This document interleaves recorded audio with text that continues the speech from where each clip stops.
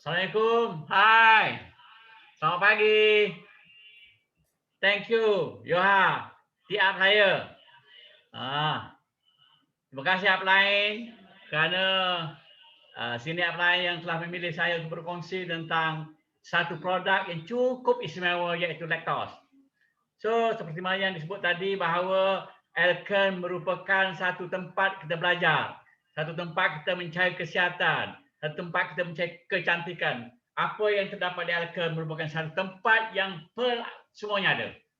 Jadi hari ini saya ingin mengucapkan terima kasih kerana memilih saya untuk berkongsi tentang satu produk, iaitu produk lactose. Dan saya yakin percaya bahawa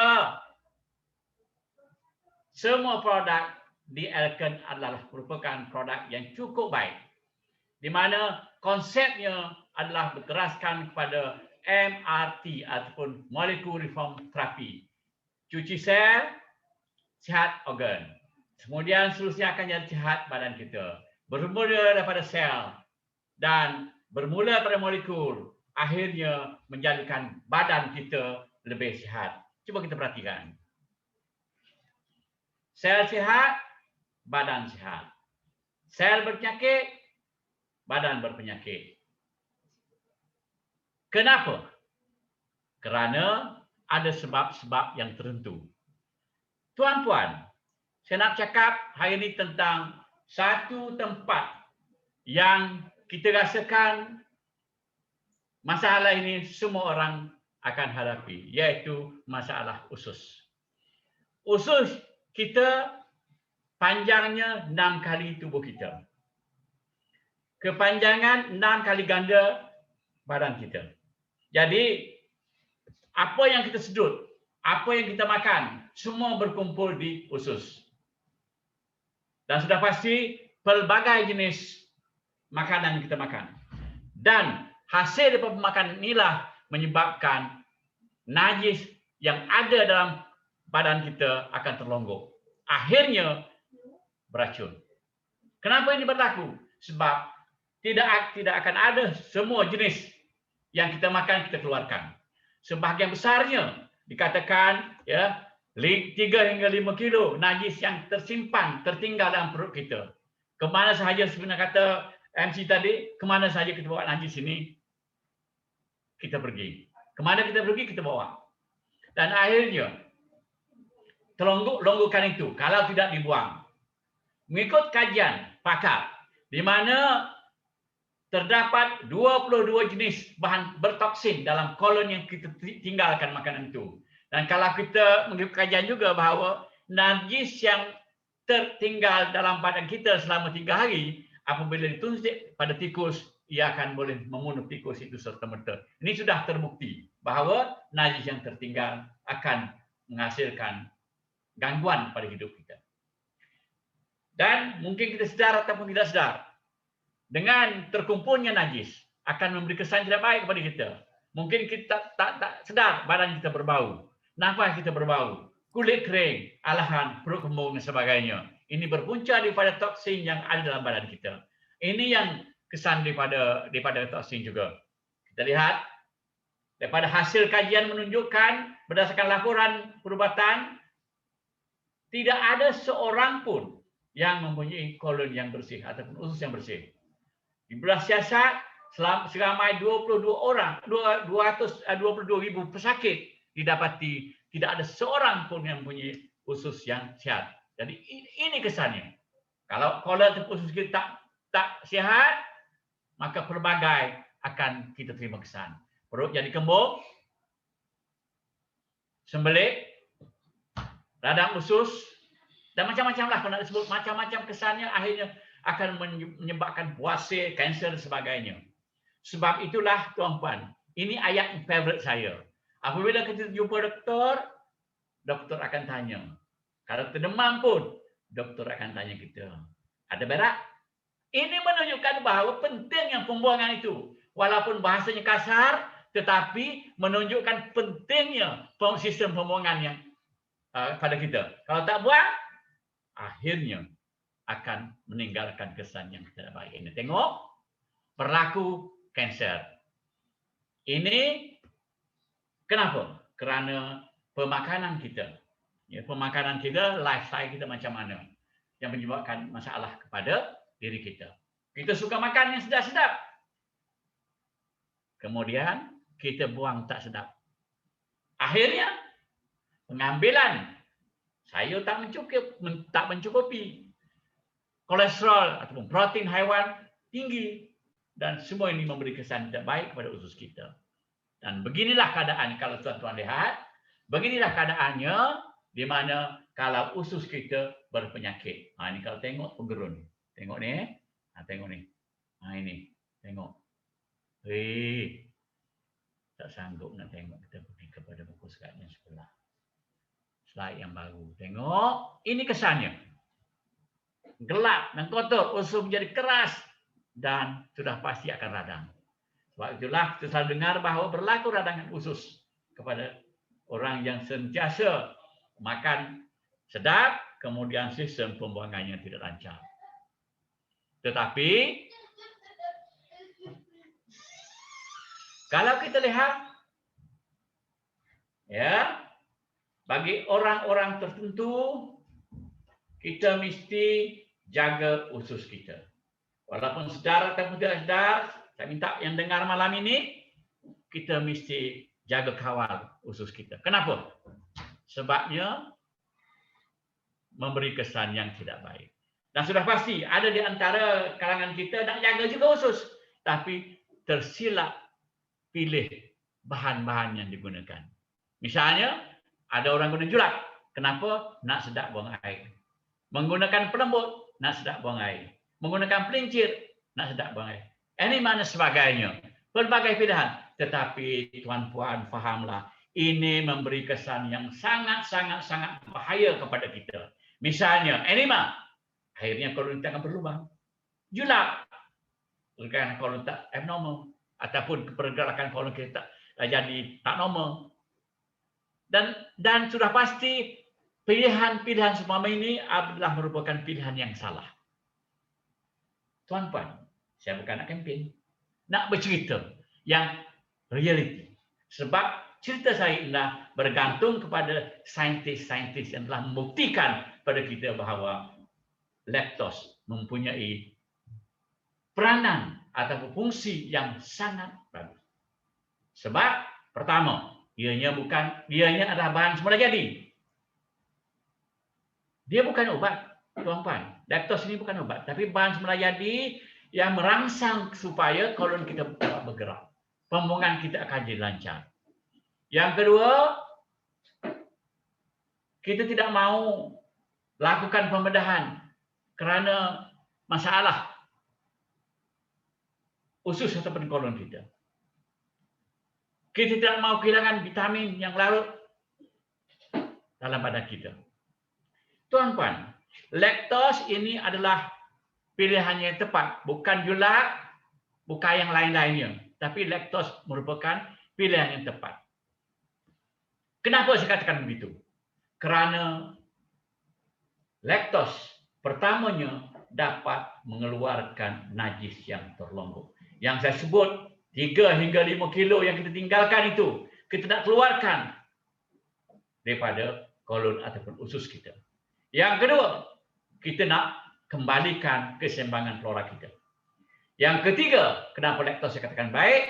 Kerana dapat mengawal atur pergerakan kolon ataupun usus kita. Tuan-puan,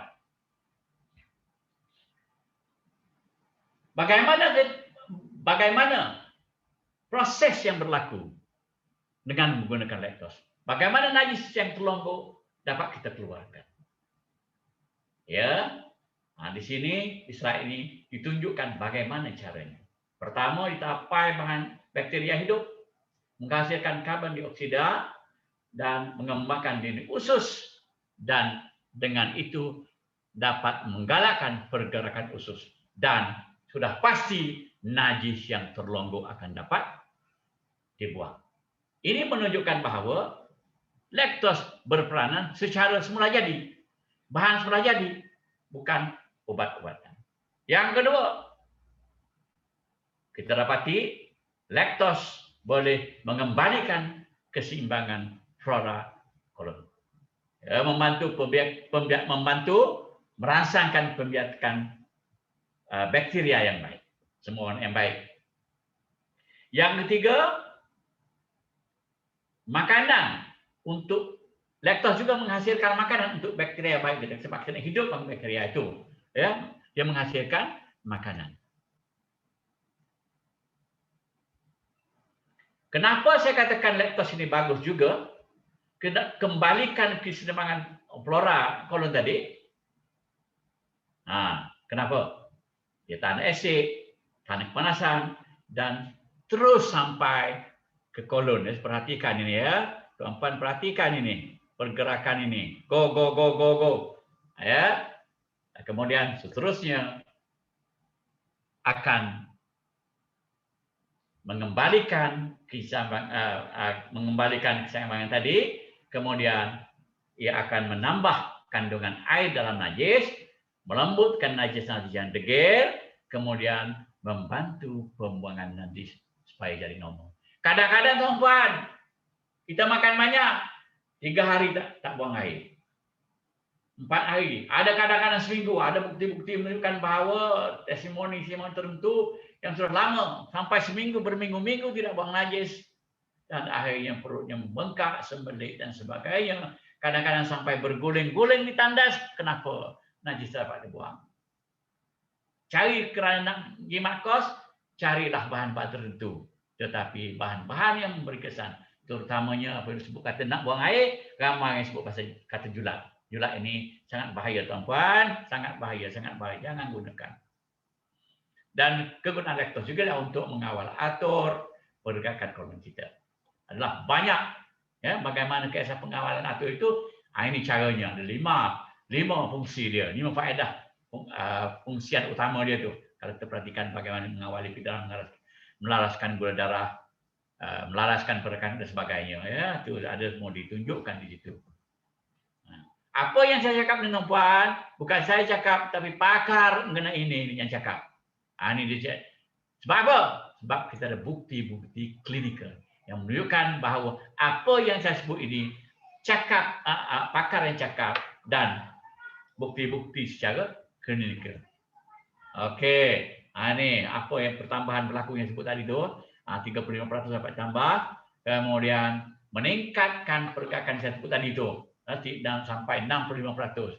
Ini merupakan keputusan daripada klinikal ataupun kajian klinikal oleh pakar-pakar tertentu. Nak membuktikan bahawa apa yang saya sebut ini adalah hasil dari kajian ataupun daripada selidik. Begitu juga ini, ya, meningkatkan metabolisme badan. Ya juga peranan laktos. Menurunkan paras gula darah sebanyak 61%, menurunkan paras lemak darah.